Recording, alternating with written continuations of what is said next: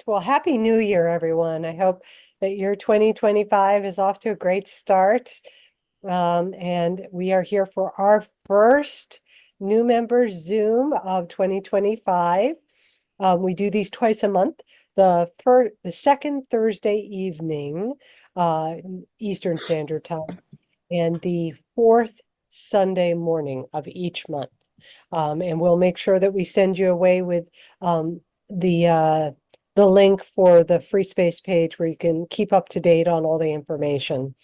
My name is Betsy Ko, and I have with me as well Steve Greenwood in the yellow. Can't miss him.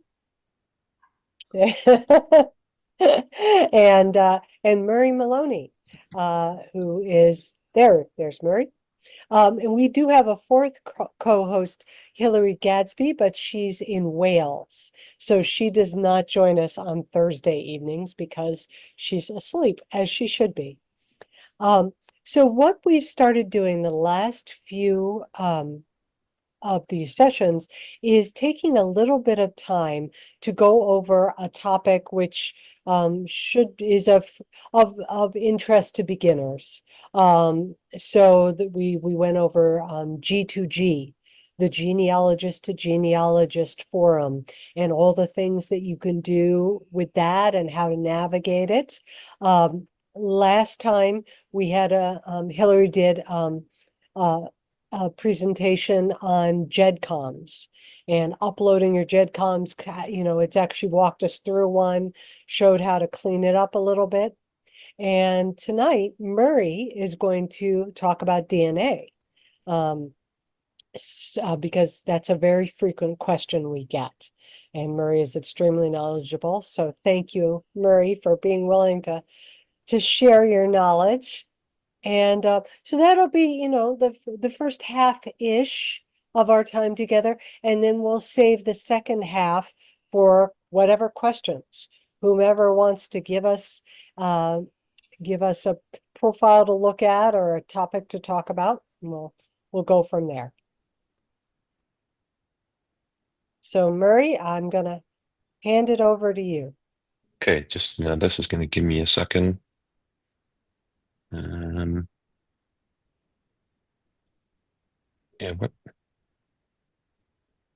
why am I not getting the sharing options here? I made you a co-host. Yeah, I see you're a co-host. I can make you the meeting host, but you should be able to. Yeah, I thought so too. Usually when I hit that button, it gives me, oh, there we go. Okay. There we go. Hi. So we want to Just have one, I guess. It's not showing it though.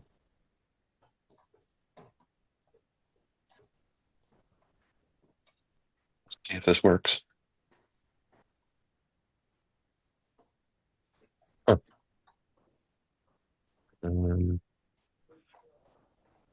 Okay, never did that before.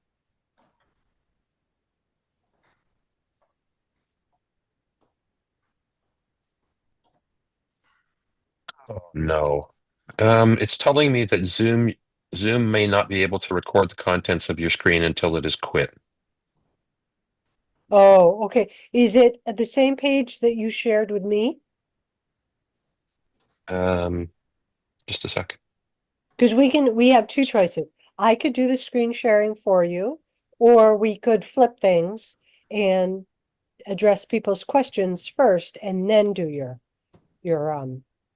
DNA topic. Okay. Yep. Okay. All right. Change of plan B.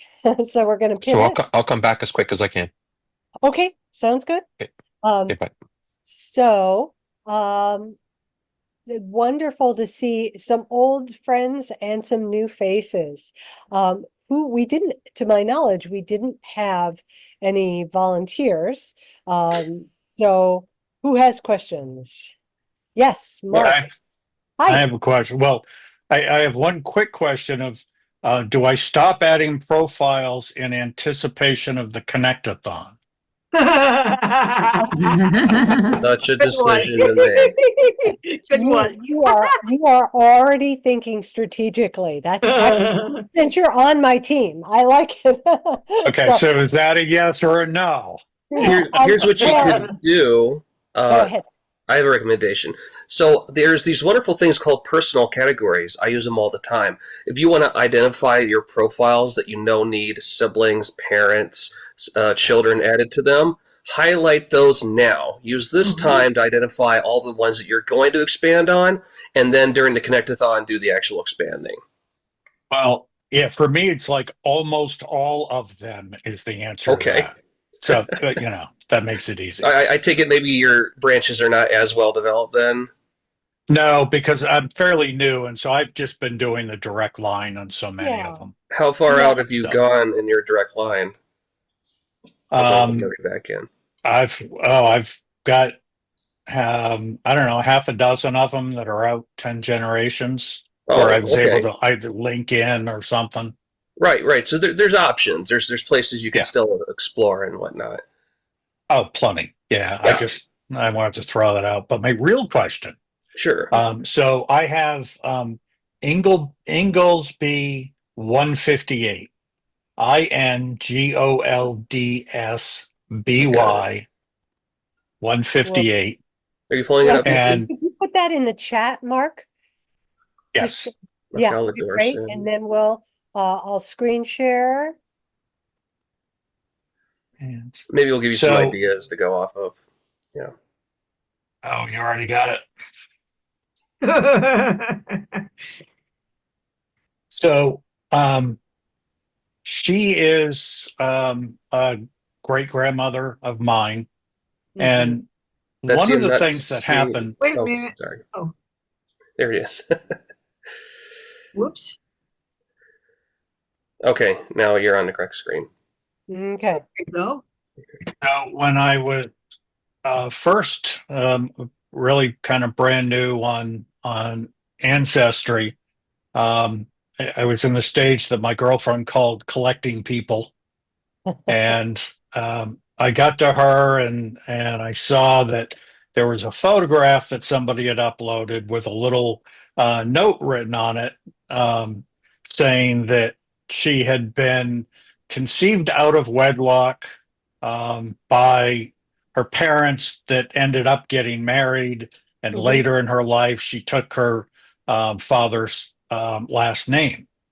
And so I went ahead and believed that right away, and my girlfriend laughed at me, and I said, well, why, what's the problem? She said, well, where's the source, where's the proof? And so she led me through, and basically the proof that I came up with was that her birth certificate lists no father, and on the census when she's 3 years old, she's listed as daughter-in-law, which at the time I understand that to mean like stepdaughter, the way we would use that today. Right. But then 10 years later on the census, she was listed as a daughter as part of the family. And it's like, well, yeah. Was she living with her biological father in both censuses at 3 and 13? she was living with her biological mother and the man that's reputed to be her biological father. Okay. But there's no, I haven't seen any real source that makes it look like he really is biological. We think that the mother got pregnant out of wedlock, and in order to make things in society of the time a little bit easier, everyone just announced that, oh well, that really is my daughter. So if I can interject, this leads perfectly into Murray's conversation today, because to confirm those relationships, we would have to go back and go forward to find a potential cousin and compare the DNA between that person and you. Right. On the paternal line. But one of the questions I had is, in the meantime, I have the father listed it as no, it's just blank. I haven't put anything in as a father. Right. Mhm. And but do I put something in saying unknown or Well, as a I see. carrier? Yeah, I see that you've already done research notes explaining what you just told us, which is great. That's absolutely what you should do. You might, yeah, does anyone have any additional information? Sometimes in research notes, I'll just say the next records that would really be helpful to find would be, you know, an adoption record, a birth, I don't know, something, whatever you feel would close your case, so to speak. Yeah, but I've seen a birth certificate Uh-huh. that is using the mother's last name at the time Oh, I Mhm. see. Yes. Yeah. as the child's last name Mm-hmm. and as the father's last name. Yeah. Okay. All right. So, Uh, it's pretty clear that she's not either doesn't know the father or is not saying. right. Well, Right. if it's an embarrassment to the family, they don't like to talk about certain people, right? Maybe they don't mention them in documents or something. Well, but there's 90. also some nastier options. If she was raped, then she may Oh, not yeah. know the name, or if she does, she may be too scared to say, and lots of things. Yeah, that So, happens. Yeah, non-paternal but intent. do do I leave the father um, field blank on her profile page? Do I create a nothing profile Um, saying that unknown? Well, May I? yeah, Amanda, you can, I mean, that's what you've done right now. I mean, oh, wait, yeah, you don't have a father listed. And then you explain why in the research notes. is Um, there a, is there a person that exists at all? Do we know that he existed? Yes, May I? Walter Kelly. Okay, we could still create the profile as a person that existed, and he might just be free floating and not attached to the tree yet. But then when He there's more information on, yeah, go ahead. he already exists in the tree. Oh, okay. he already exists as a profile. Okay, So Yeah. what you could also do is mark him as uncertain. I'm just going to go to edit where's and show everybody what I mean by that. Okay, so you have all these buttons on the right-hand side, certain, uncertain. So and then here you have even sort of more options for certainty, because you can say, with Oh, A, and so that's, I'm you not could seeing this. add him. You, what? This is Murray. I'm not seeing your screen. You're not seeing my screen? No, Is anyone seeing my I screen? see the screen. I'm seeing it. yeah. Creepers, creepers. Yeah, I Okay, see it. I'm gonna sign Okay, out again and come back. okay, all right. Bye. Well, Murray, what can I Um, do for you? I see a so, field that says mother is non-biological. I could put that, check that for Walter yeah, Kelly. yeah, I would either that or uncertain for, Um, for the father. Walter Kelly's mother. No, No. No, Walter Kelly is the father. Walter Right. Kelly is the one that is called her father, Mm. and she takes his last name. Right. So from this page, yeah, if a father was added to it, that's where it would go in. So if father is non-biological or father is uncertain, I just want to make sure you're Okay. understanding that. And That's where then we would make the change. Yeah. that would link because all of her siblings have Mhm. Walter Kelly as the father, and she Oh, grew right. up in that household. Yeah. So Mhm. then they So have his he's, DNA. yeah. Okay. Yeah. And, and so, is she the biological child of Walter Kelly? And we're going to need DNA to help with that. Right. Yeah. So then we would Right, select right, uncertain. yeah. Well, Okay. yeah. Okay, good question. And I would, back to your original question about should you be creating profiles, or saving them for Connectathon. Keep in mind that for Connectathon, you need to connect from an existing profile. So sort of you can set yourself up, like put in a person that you know has 10 children, but don't put in the 10 children, sort of save them for a Yeah. week. Yeah. So. Yeah, I printed out the profiles of like 6 of fairly close relatives Mhm. that I knew from my personal experience had huge families. Yes. Like Yep. 10 to 12 to 14 siblings. Mhm. So I printed those out, and so Yeah. And yeah, that's a great way to do it. And if you are in, Steve had mentioned personal categories, just let me know afterwards if you're interested in learning how to do that. I have a YouTube video where it walks you through it, because it's a little walks non through what? I'm sorry. how to create a personal category. So, So Oh effectively, yeah, I don't know that. okay. right. So we can categorize anything on the wiki, but we can also create personal categories that attach to our names. So if I say, for example, I want to have records, I need to find a whole bunch of birth records on some people. I have a category that I just stick them in, and then when I'm ready to start doing a whole bunch of birth searching, then I can do that. But mainly for like Connectathon, like needs family, needs parents, needs kids, I break them all down like that. Everybody does theirs differently, so there's no one way to do it. But it's still, I find it incredibly helpful, at least for me. That's brilliant, because there are a number of ways I want to use that, Yeah. where I'm not flooding my personal stuff into everybody else's space. Right. Yeah. I mean, little side categories. Right. If profiles will still exist and be accessible by most other people, Yes. but you can at least control like what you're working on, so you don't lose track in a project or something. Yeah. Great. Yeah. I would like to see how to do that sometime. Sure. Well, That's it. Thank you. Yeah. So what other questions do we have? I see someone says, Greg, in St. Paul. great. Yes, great. Go ahead. Yes, I have 3 questions. One's about Zoom. Does the host have the ability to mute people, or is it up to us to mute our own? Yes, I mean, I could Okay. mute people, but Okay. usually people are good at muting themselves if necessary. Good. Didn't know. Second, I don't want to stump the band. I just have real simple questions.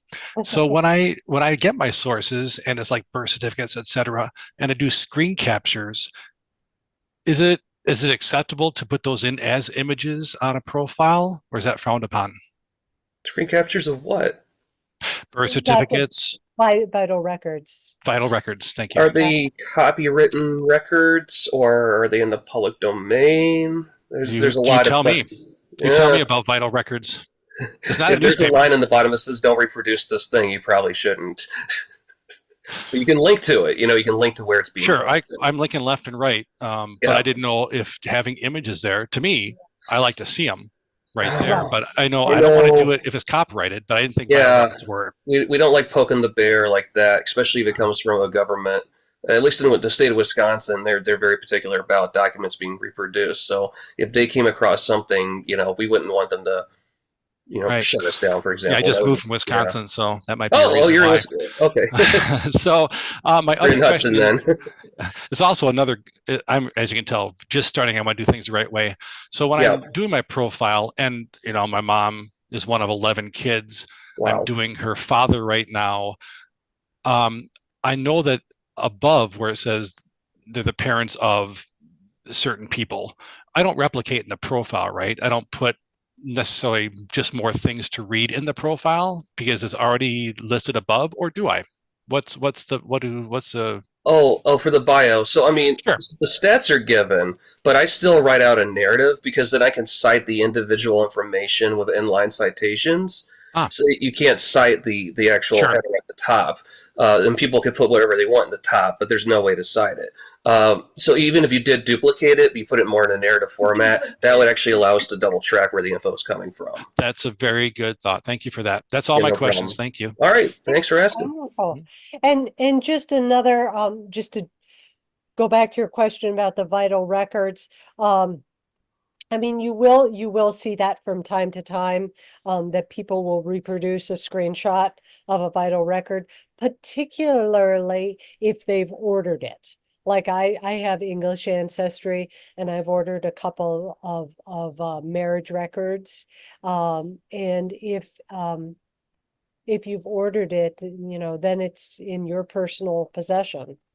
So, Right. If I could say, yes, is that, if you get the record from a source online like Family Search or Ancestry or any of those places, those records are copyrighted because they took the time to digitize them and index them and everything like that.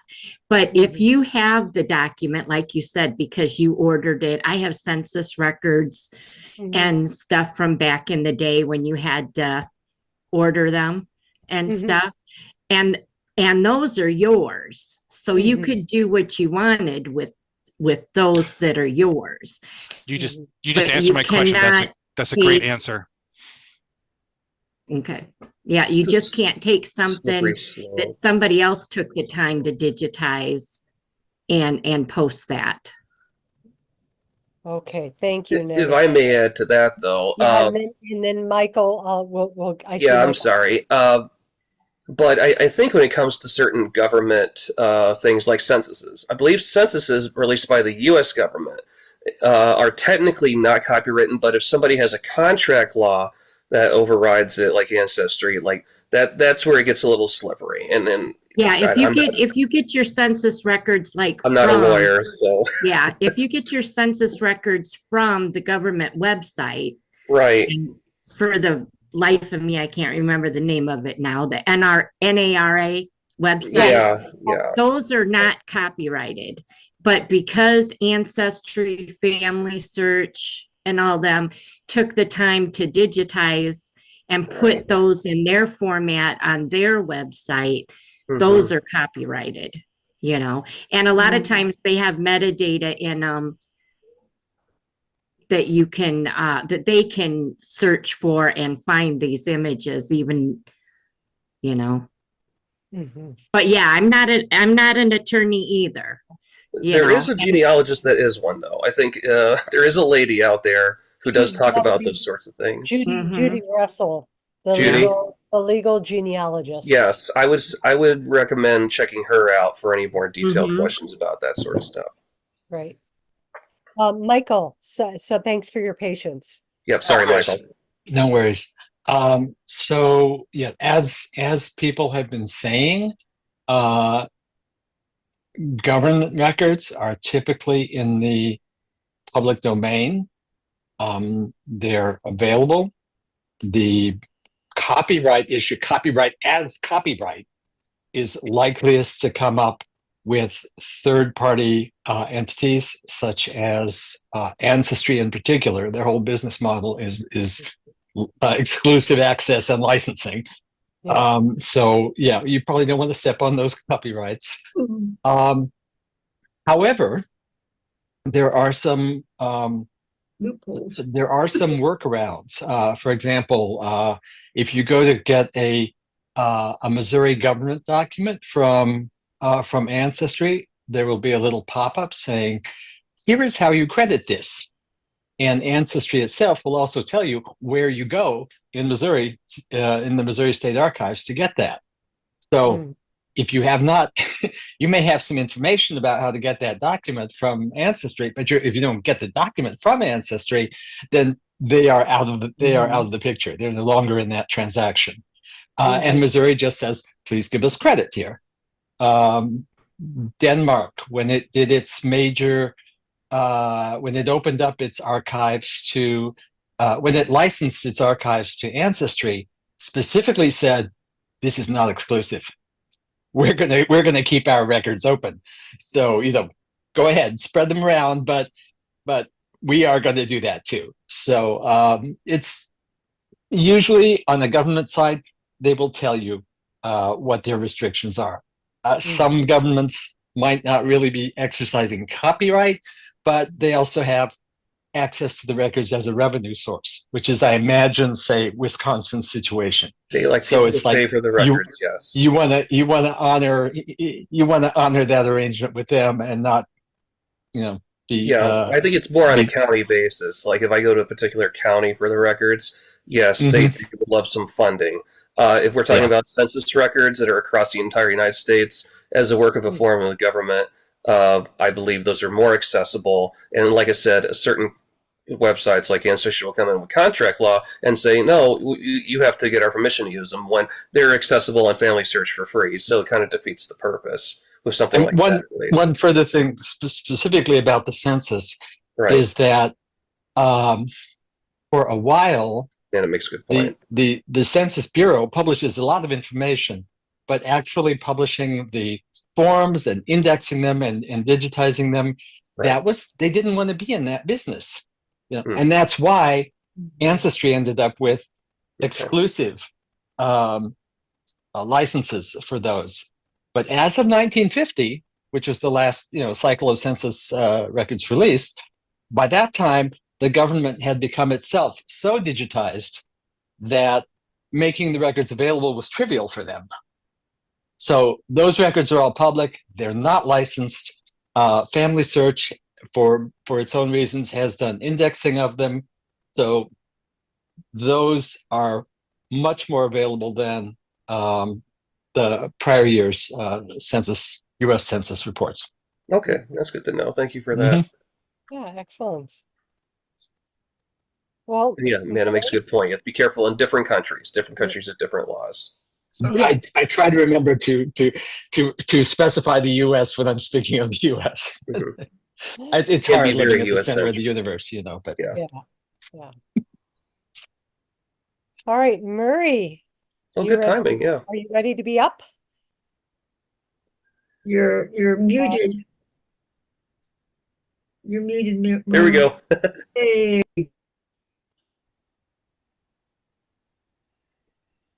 Share.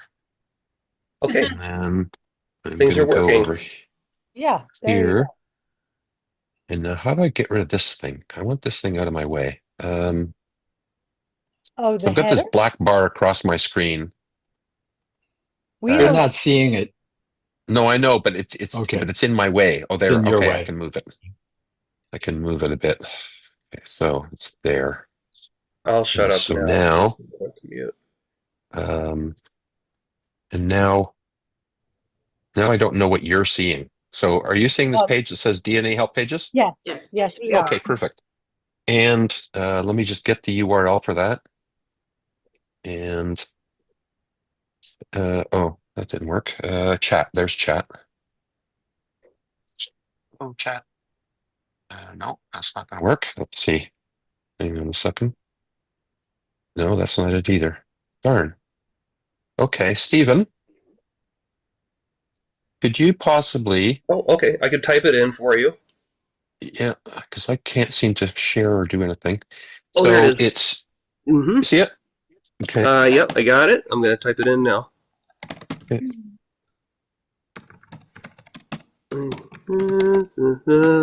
Oh, please go back. Space. Spell that correctly. DNA _help _pages. Yep. Blah. Should be linking through. Yep. Okay. We see it in the chat. Thanks, Steve. All right. So do it again. So what we're going to start with is this is a page that I just threw together today, and it includes a list of some key DNA help pages that. Why is that up? Oh, that's the chat. Okay. That's because I put it there, is it? And now I can't get rid of it? Hang on a second. You should be able to minimize it so that you can see your full screen. Okay. Now come back over here. So this is a series of help pages that are going to help you with your understanding of DNA, and I wanted to make these available to you so that you can pursue a lot of this at your own leisure. All right. Where I want to take you right now is a page that I created when I was working with the Acadian Project for how to put together your DNA sources. And basically what I cover is, well, really everything that you need to know about setting up your pages uh, and then going from there. So let me show you here. These are my DNA connections. Everybody see that? Mm-hmm. Okay. And so Oh, you'll see the hold first on. group here. This first group here is my Y DNA matches. Now, so there's me, and I've got a DNA kit at Family Tree DNA, Y DNA test, 111 markers. The haplogroup is RM269, and the kit number is 41520. Okay, I've also registered this Y DNA over at MitoY DNA, which is a separate place where you can copy your DNA, just like GEDmatch is a separate place where you can copy your DNA. But I'll get back to that shortly. Now you can see here also there's two of my cousins, Eddie and Nick, and they've put in their DNA, and I got them to cooperate with me to get them onto WikiTree so that we could build out the trees, and so we could get this triangulation happening. I'm going to show you that in a little while. Next, I've got an mtDNA test that's also done at Family Tree. It's a full sequence test, and it returned a haplogroup, and it's the same kit number. And I've also copied that over to MitoY DNA.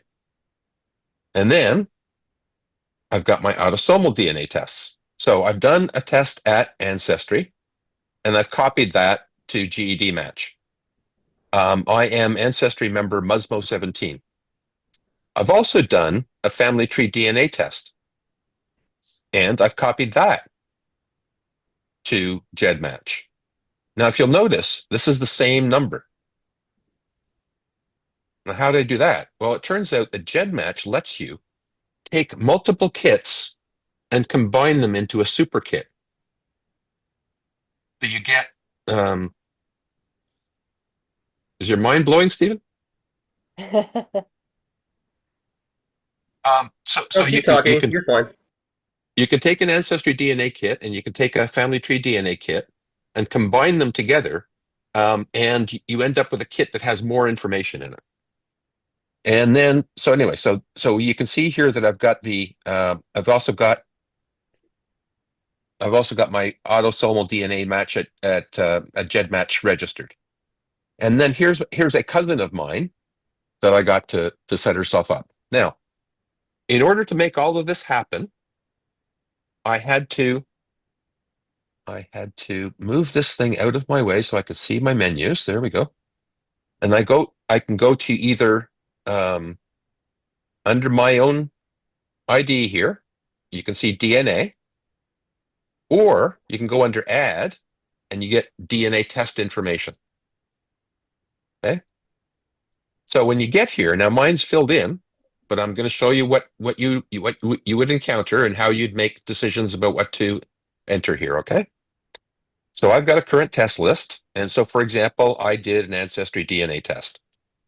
And when I did that, it asked me for some information, and it got my GEDmatch number and it got my Ancestry.com username. So let me show you how that got entered. So you see here, we've got these fields that I can fill in. So there's where I put my Ancestry username. And there's where I said, okay, well, here's the corresponding GEDmatch kit. Okay, so now it knows that. And I'll just save those details, and that's fine. Everything's good there. So same deal here with Family Tree DNA. I've got an autosomal DNA test, and I filled in the information. And I've got a mitochondrial DNA test, and I filled in that information. So let's look at that. So with the mitochondrial, I gave some information about my mother's line. First generation Canadian, and my grandmother was from Macedonia. And my second great grandmother was either from the same region, or maybe Italy or Albania, or she was from the northeast Eurasia, like the Baltics, Ukraine, or Russia. And I'm mostly just speculating about that. But anyway, so I've provided a little bit of information about what I think about this kit. I got a report back from Family Tree DNA, and so that's the information that I put in here about my haplogroup. It's a full sequence test. I did copy it to mito-Y-DNA, so I'll put that number in there. And I gave them my kit number for Family Tree DNA. And then same with the Y-DNA, I gave them my information here and here and here and here. And as you can see, I just keep going. And then I added GEDmatch as an other DNA test. And so that got me, let's go back to it, to here.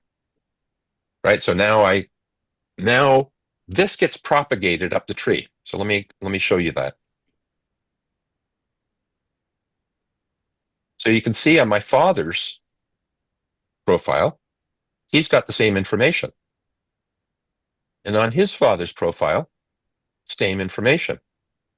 And as we keep going up, we can see that until I get to my earliest ancestor on that line, we're going to keep seeing these three people. Now, if I go to any son of this man, let's go to Andrew, it's all there. Because everybody that's connected on that Y line is going to show up on this list. Now, let's look at the mtDNA. So it just so happens that Andrew is the son of Marie-Joseph Becker, and Marie-Joseph happens to be in the mtDNA line of a native woman who lived in Gaspé Peninsula of Quebec. She was born in the late 1600s, and these women who are listed here all carry the mitochondrial DNA haplogroup C1c. And so this is a major project that I worked on in my first years working here on WikiTree, is to get these cousins of mine all organized and get that all done. Then you can see that I've got a different list of cousins now. So these are cousins from all over the tree who have registered that they've taken a DNA test.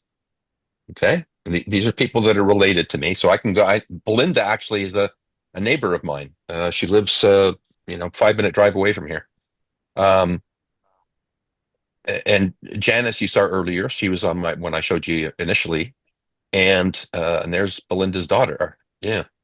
So anyway, these are all people who I know have taken a DNA test, and who I can go look for now on Ancestry or GEDmatch, and I can see, where do we match and how do we match.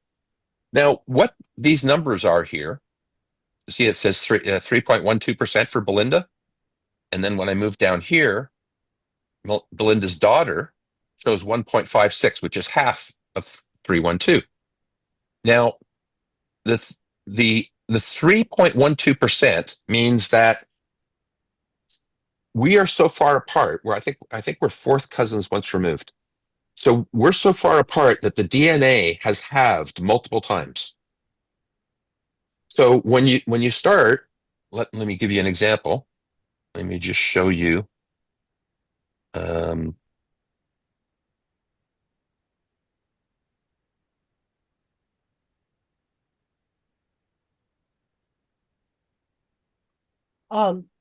Murray, I think we need to be aware of privacy concerns with regard Yes, to. I've made sure to talk to my cousins and my relatives about the fact that I will be talking about DNA. So this Awesome. is my brother, and he shares 2,786 centimorgans of DNA with me. Now, we have a brother, and that's my other brother's daughter, and she shares 1,730. So you get a roughly halving at each generation. I'm going to go back to WikiTree. And so the percentages are showing you here what it would be possible to have. And the nice thing about this formula is if you are related to that person multiple ways, it will address that, and it'll accumulate that. So if Belinda and I were related on 2 lines instead of just 1, that would probably be more like 6% rather than 3. Okay, so this isn't telling you that you have a 3.12% match with Belinda. It's just telling you could have. That's how far away you are from each other. Okay, so now let's go back to me. Now I'm going to show you how I've dealt with some of that. Oh boy, that's going to be a long way. Just a second.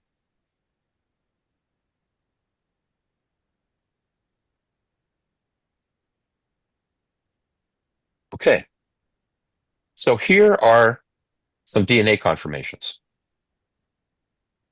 and this might be helpful. Who was it that was asking before? Mark. Mark was asking about this before. So Mark, you might want to pay attention to how I describe all of this, and if you need to, you can communicate with me later about it. Okay, so my brother, myself, and my niece have all taken DNA tests, and you're going to see me explore that here. So I indicate that I've got both a maternal and paternal relationship with my brother, and that our common ancestors are our parents. Actually, I should have used those words, our parents.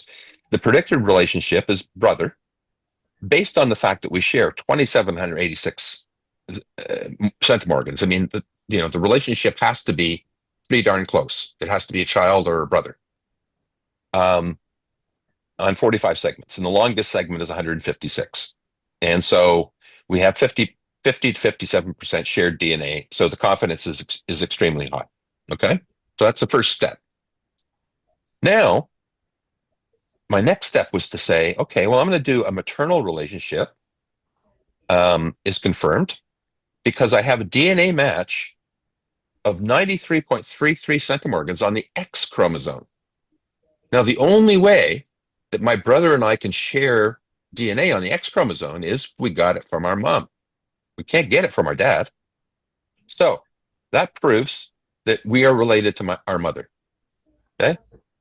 Then, so I say, well, I've demonstrated a full sibling relationship with Peter.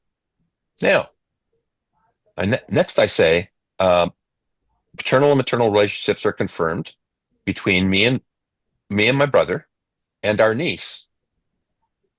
Their most common ancestors are my parents, because Kelly shares my parents as an ancestor, right? So the predicted relationship is niece based on the numbers, confidence extremely high, and so a full sibling relationship among Philip, Murray, and Peter is confirmed. See, so now I've proven that another brother is related to us by using the niece. So then I continue on. Here's where I discuss the Y-DNA relationships. And you can see that I've got a collection of Y-DNA. And let's see, that's me. And so there's one of these is a confirmed relationship, and that person is not on WikiTree. So I've got 3 of us are on WikiTree, one of us aren't. Okay. So then I go to my first cousins, and I have a relationship with a first cousin that's a paternal on the paternal side, and then I've got another relationship. There's Janice. You saw her before. She's on my paternal side. So now I can confirm that cousin relationship. And so that uncle is now confirmed. And then as I can just keep carrying on. And as you can see, I've marked them because I wanted to try and keep track of who I have and who I don't have. So I keep track of the various great grandparents, second, third, fourth, etc. And I just keep working through them. And I was lucky to find this one. This was really tricky. And it turns out that one of my cousins, Carl, is he's the head of the UEL. He's the president of the United Empire Loyalists. And there's a group of people that gathered together in a town called Tavistock in New Brunswick in the early 1800s. So this is like 20 years after the American Revolution, and they had decided all to leave the United States and go to Canada, and they all settled in Tavistock. Anyway, so there's all these. So it was really this is really hard to find that far back to get a DNA match to work. Okay, so you're most likely going to be working with your first, your second, and your third cousins, and when you're working with your first, second, and third cousins, you don't need to do the troubling thing called DNA triangulation. DNA triangulation takes a lot of effort, and that's when you're dealing with your fourth and fifth cousins. And when you're dealing with your fourth and fifth cousins, that's your third and fourth great grandparents.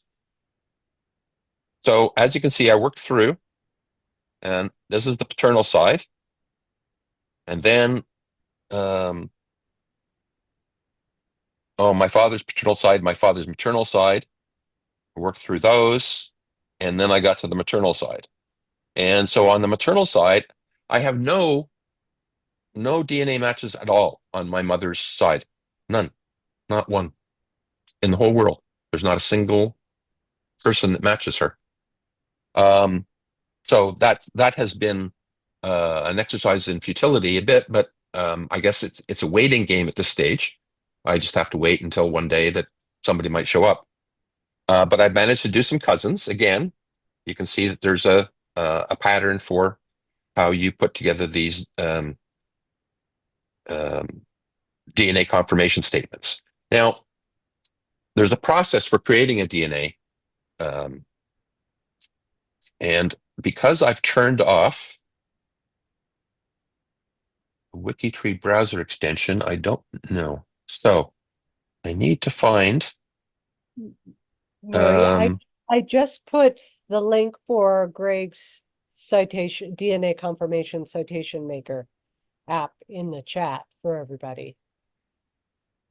Okay. Let's see if I can get it. I love that picture.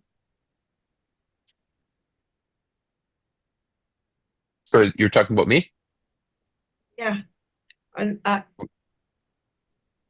the painting that you have now is beautiful. You should see it in person in Chicago at the Art Institute. And Lori, I'm so close to and that. said, I could go see it. this feels like an advanced topic.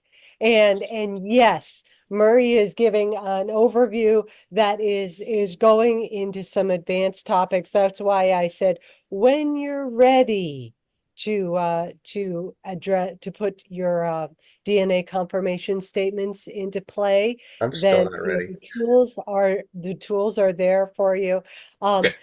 But as a beginner, as a newt, most people at least like to link their DNA results to their WikiTree profiles. And so, you can get going with that. A new person joining us. Yeah, I got And let me say something about that. So I find that one of the most valuable things you can do as a person who has taken a DNA test is to make your DNA test known. So if you've only taken a DNA test at Ancestry and you do some DNA matching at Ancestry and you found some cousins, that's great.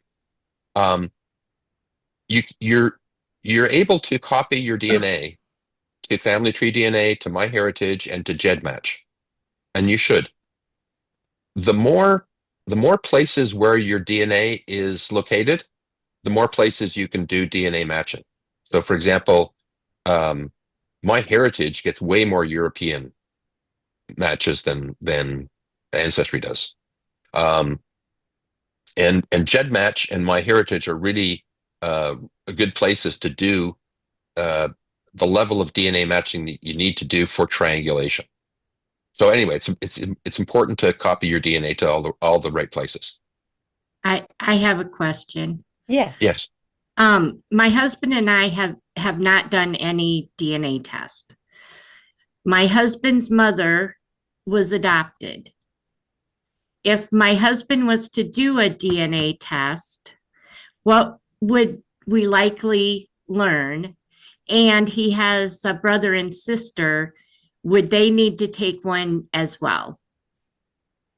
So they wouldn't need to, but over a course of time and experience, you may discover that it's useful for them, for one or more of them, to take a test as well. What will you discover? Well, it depends on the person, right? And depends on their family, and most importantly, it depends on how many people in their bloodline have taken a test. Because if people haven't taken the test, you're not going to get any matches, right? So somebody has to have taken a test in order to find people. Now, some people sign on, and immediately there's, maybe their siblings haven't taken the test yet, but their cousins have, and their second cousins have, and their third cousins have, and there's just they're trying to figure out who the heck are all these people. On my side, my mom's side, she's Macedonian, and so when I took the test and I got all these matches, and I saw these names that I didn't recognize, Dimitrov, and I don't know who these people are, right?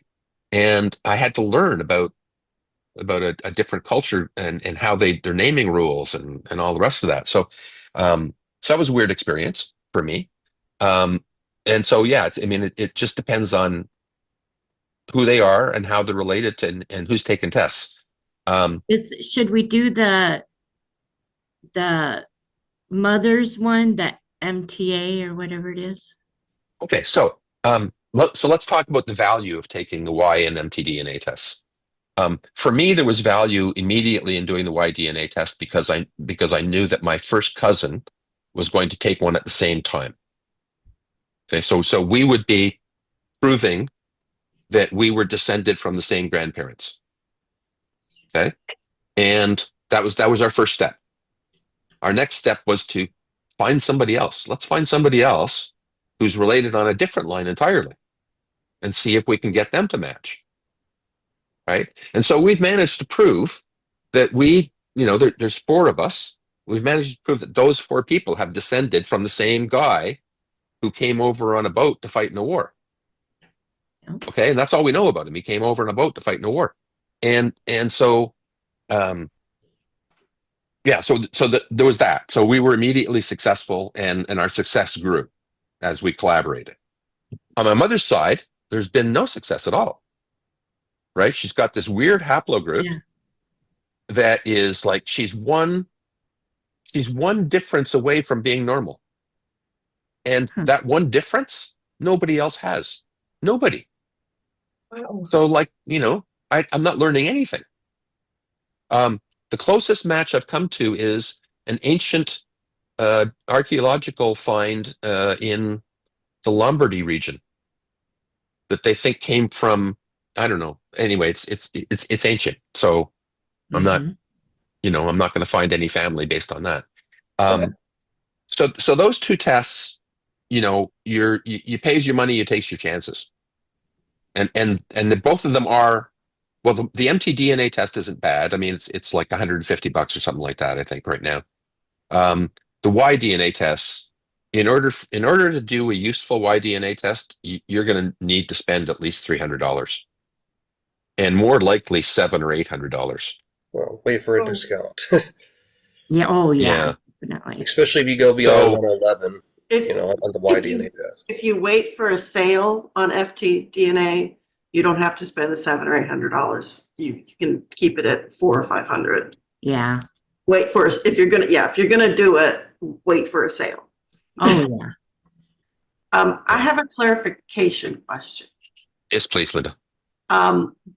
When you get down to the third, fourth, and fifth cousin, and you do the triangulation.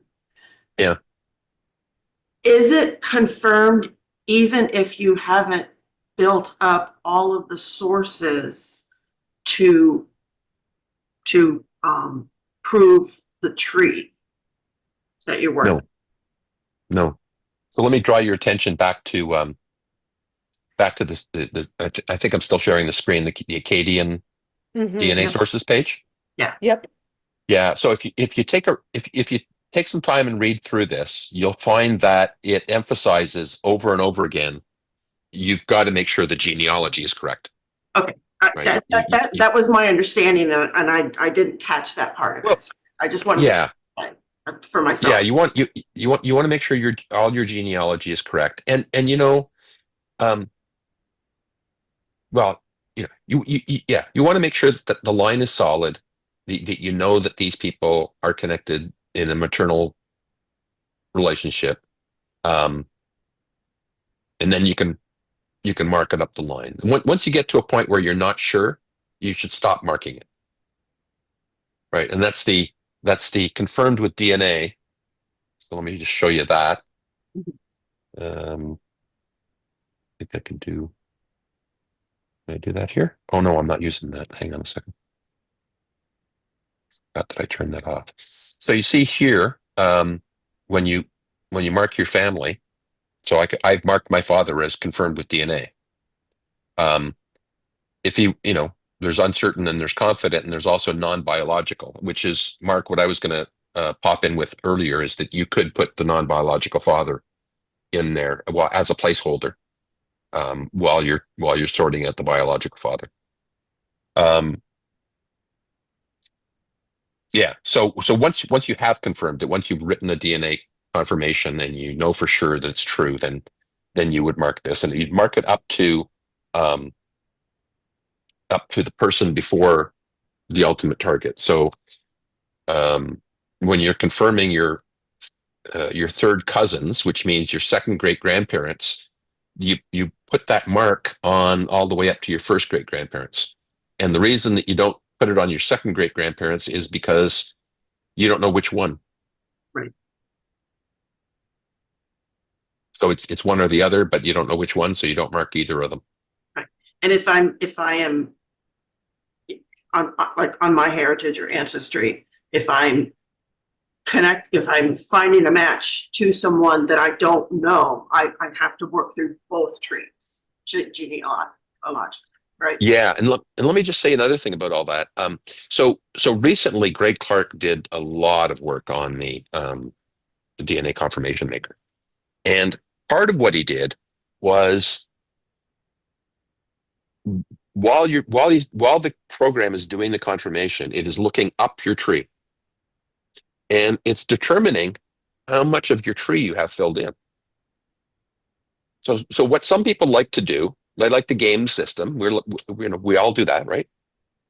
And they'll build their tree along that line, and they won't bother with the rest of their. They're out to prove something, so they might build one line to prove the DNA. The DNA, Greg's confirmation maker will see that, and it'll still validate it.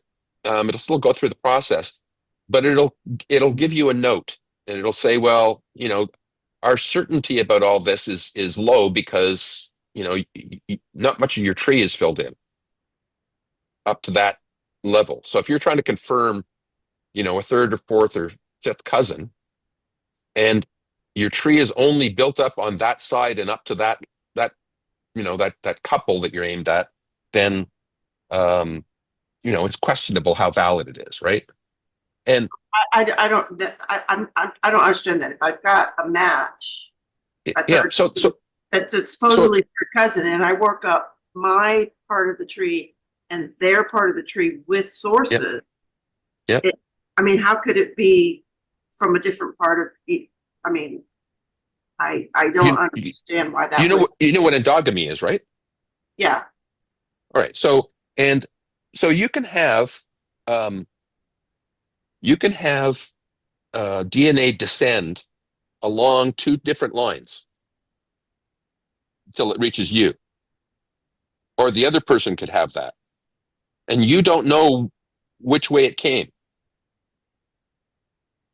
Right. So if there's any other source, see if you build your tree up to what eight generations, you get 256 people. So if you at that level, if you've only got 12 people, that means you're missing, what is it, 244 people? So if you don't know who those 244 people are, and you do know who the 12 are, and you say, "Oh yeah, I'm certain that I'm descended from, down this line," you're not certain, right? There's 144 people up here that you don't know who they are. Okay, well, if I have a full tree to my third Yes. great grandparents, but the other tree is not full. Same thing happens, right? So okay, all right, I'm okay. We're playing a game with numbers. No, trying- I understand, and I don't want to. Again, this is higher level, and I don't want to take away from other questions. Okay. So I've gotten. It was clarification, and I understand. So I don't want to. I see somebody else has a question. So These are all great questions, and so I think we should all remember that even though we don't have the info now, we're a collaborative wiki. We're all going to fill in those pieces from one direction or another. So eventually those 144 people might get added because your cousins are adding them or you're adding them, right? So we shouldn't get frustrated. I don't want people to get frustrated. No, I'm not frustrated. I just, like I said, I wanted to clarify. Right, of course. I have the clarification now, so open it up to other questions. Okay, yeah. We appreciate you guys asking questions again. Yeah, so we have Denise and then Anne and Amanda. So Denise, you had your hand up for a while. Thanks for your patience. Yes, thank you. I just wanted to jump in here.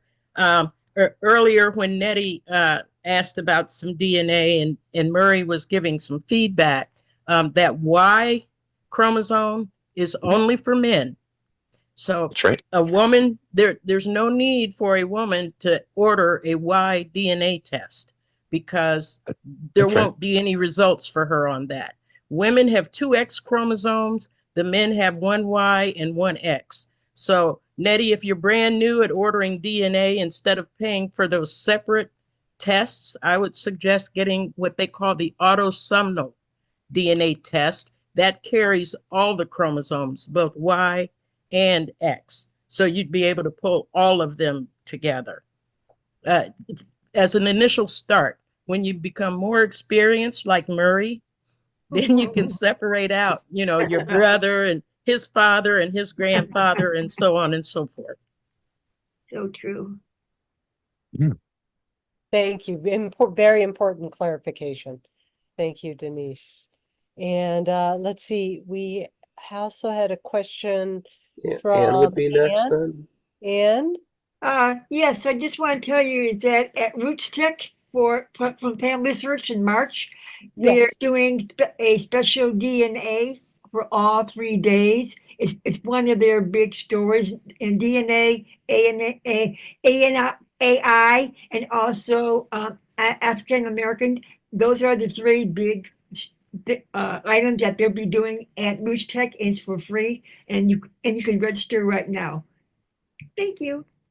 Yes. Thanks for letting us know, Anne. I just want to, I'll just point out, you can do a DNA test at Ancestry and transfer it to MyHeritage and FTDNA and all of that. You cannot do like a DNA test at MyHeritage and transfer it to Ancestry. Ancestry won't let you do that. That's True. Yeah. Right. Yeah. So start with Ancestry, I think, also because they have the largest database. So your potential for matches is maximized there. and then and then transfer it to MyHeritage. That way you get your double bang for your buck. Although I have a question on that. Does Ancestry restrict your access to your DNA if you didn't pay for the access to everything else? Or is that a completely separate situation? That I don't know. I don't know that question. I started all my work with MyHeritage, and I've just in the last month. Mm. Yeah, started it's working on completely Ancestry. separate, Stephen. You Okay. can do a DNA, order your DNA test through Ancestry, and you can set up an account in Ancestry for free. Of course, later on, they'll be prompting you to buy more parts and pieces, but you can order the test and activate the test through Ancestry and set up an account through Ancestry for free. I'm okay. Right. They will give you 3 weeks to look up your ancestry. After that, they're going to ask you for a membership. Yeah.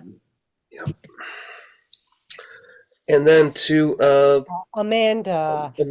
so she did it. Yeah, she's asked multiple questions here. The first one I saw that I think is really important is that she has a recently deceased relative, and she wants to know if she can add their DNA. Yes. And yes, the answer is yes. You can add DNA for someone who's deceased. But if it's a living relative, you may not. And so you need to guide them and help them set up a WikiTree account. It can be very, very simple, and they don't have to, be deeply involved, but they do have to have their own account, and then you can show them how to add their DNA to that. So, but Amanda, did you have another question?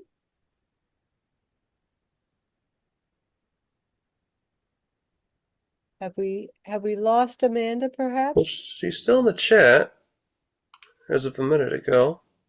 Yeah, I'm scrolling. I see Amanda is Maybe she walked away from the computer. yeah. If you're there, type something. Hello. Well, let me just take a moment. We do try and keep these roughly to an hour. And Yeah. by that, I usually mean an hour and 15 minutes or an hour and 20 minutes. But we are, past the hour. And so I'm going to take this opportunity. Oh, is that the question? Yes, Amanda, I saw that question and I don't really understand it. Maybe Murray does. Somebody What's the else did question? the marketing. Amanda says, what if I didn't do the marking? And by that, do you mean certain or uncertain? Or what if I didn't do the marking and I know the line, it's not necessarily correct? Do you see it in the chat, Murray? No, I'm sorry. I've lost all touch with chat while I'm screen sharing. I'll read it again. What if I didn't do the marking and I know the line, it's not necessarily correct? Well, and Well, read the statement right before that, because that's related to it. She said, I added my ancestry DNA to GEDmatch, FTDNA, and MyHeritage. What if I didn't do the marking and I know the line is not necessarily correct? I think she means the confirmed by DNA part. That's how I read it. Okay. So, Yes, that's important to have had that previous statement. Thanks, Denise. Confirmation.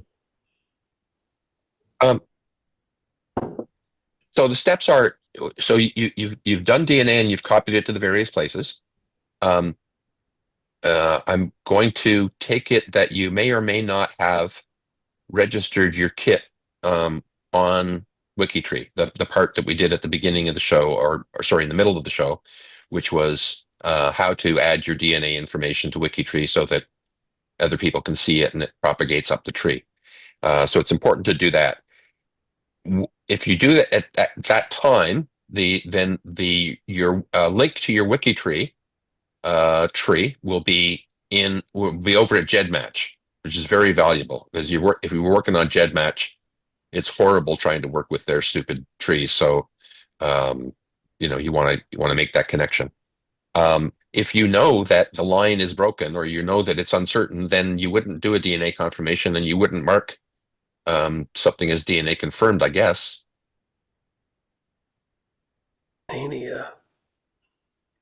Tasmanian sources. This is interesting. Okay, and I see a question from Peggy, or a raised hand from Peggy. Is to add our DNA from Ancestry on that ad page is really all we have to, just the ancestry.com username, that's all we have to enter? Is the username? That's enough to source it? And if you've copied it to GEDmatch, you want to put that information in. But if I haven't added it to GEDmatch. Okay, so then you just your Ancestry ID. That's all it needs. And then it can pull it in with just that. Okay. What you need to understand is you're not actually copying your DNA. Is the Your DNA portal? That's a different. That's different like GEDmatch. Something. Okay. Like GEDmatch. Okay. Yeah. Okay. Yeah, GEDmatch is bigger and I would say more used than my DNA portal. Yeah. Okay. I know what GEDmatch is. I just never heard of Your DNA portal before. Okay, so I didn't know if that was some other kind of ID on Ancestry that I wasn't aware of. Okay. Yeah, not all of those options may apply to you. So the most common one will be GEDmatch, GED Yeah. match. And the Ancestry, I was going to pull in my Ancestry, but it seems strange just to only have to put my Ancestry username. Okay. Okay, I'll try it. But let me explain that to you though, so you understand, so everybody understands it. So on WikiTree, we're not copying our DNA over to WikiTree. We're not doing matching on WikiTree, right? You're not going to be looking at the match list like you do on Ancestry or on MyHeritage. All you're doing here is when you go to a particular ancestor of yours or a relation, a cousin of yours, you will see that other people have taken DNA tests. Now, these are clues for you. It's not the DNA matching that you do on Ancestry and MyHeritage and FTDNA. Right? This is publishing your information. So when the rest of the world says, "Hey, looks like I've got a match with Peggy Harold. I wonder who she is. I wonder who she's connected to. I wonder if we share any of the same ancestors." So then I'm going to go over to WikiTree and say, "Oh, look, there's Peggy Harold. And look, she's got her tree. And look, we share an 8th great grandparent." So it just puts on all of my ancestors a note that says that I have an Ancestry DNA. Yeah. Right. And now, yeah. And in fact, it goes back to, if I remember correctly, it'll go back as far as your 6 great grandparents. And on all of them, it just adds a note that I have Ancestry.com DNA results, correct? That's right. That's right. Just like I showed you here. Okay. Okay. I understand. There, see here? Mm-hmm. So that's all the information. That's it. Yeah. And if you click on like the GEDmatch, if you click on the link, it will give you a window where you can put your kit, and then you can go to GEDmatch and you can actually compare the DNA and see what. Well, watch this. Because for a while I thought it was going to like somehow pull all my matches, and that would really clutter WikiTree. So okay, that helps. Thanks. I understand. I don't know if you saw that. I see this. Okay, so now we're on a third-party site. We should clarify that we're no longer on WikiTree at this point. Yep, I just left. So let me repeat what I did. Okay, so I'm over here and I'm looking at these 2 tests, me and my cousin, and I say, okay, well let me compare this test with my cousin's test. So I've got the 2 tests there, and I say, okay, compare them. So now it's gone over to here, and it doesn't like it because I haven't logged in. And now,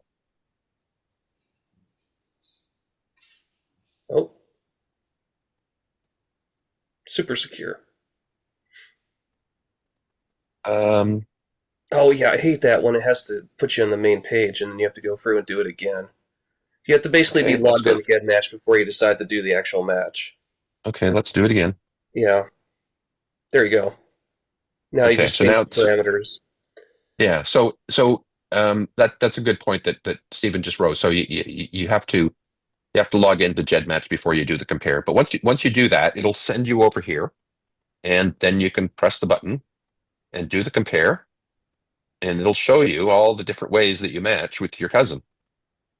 And So this there's is some, at GEDmatch, which then the data can be linked with the test to WikiTree. So WikiTree doesn't have this information on it, but you have to get this information from Ancestry or Family Tree DNA or wherever to this point. So then you have all those matches. You can see all of these comparisons with the consent mortgage and everything.